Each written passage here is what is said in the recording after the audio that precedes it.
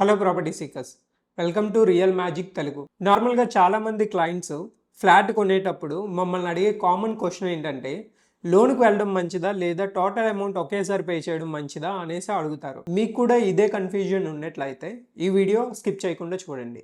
చాలామంది financial advisors ఇచ్చే సలహా ఏంటంటే, మీ దగ్గర టోటల్ అమౌంట్ ఉన్నా కూడా అది పే చేయకుండా ఒక 30% ఆర్ 40% పే చేసి రిమైనింగ్ అమౌంట్ ఇంకెక్కడైనా ఇన్వెస్ట్మెంట్ చేయమంటారు. అక్కడ వచ్చే అమౌంట్ మీరు ఇక్కడ బ్యాంక్ ఈఎంఐ పే చేసేటట్లుగా ప్లాన్ చేసుకోమంటారు.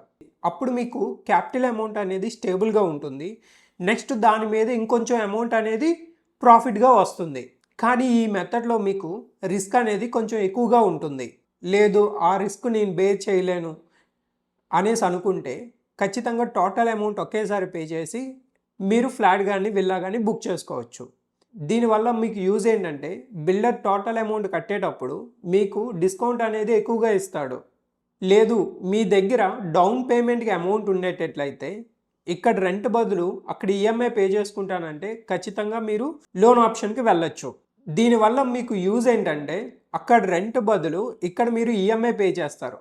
ఆఫ్టర్ 20 years ఆర్ 25 years తర్వాత ఇల్లు అనేది మీ సొంతం అవుతుంది. కానీ ఇక్కడ మీరు రెడీ టు మూవ్ ఫ్లాట్ తీసుకుంటేనే మీకు బెనిఫిట్ ఉంటుంది. ఒకవేళ మీరు అండర్ కన్స్ట్రక్షన్కి వెళ్ళేటట్లయితే అక్కడ లోన్ ఈఎంఐ పే చేయాలి, నెక్స్ట్ ఇక్కడ రెంట్ అనేది పే చేయాల్సి వస్తుంది. సో డెసిషన్ అనేది కరెక్ట్గా తీసుకోండి.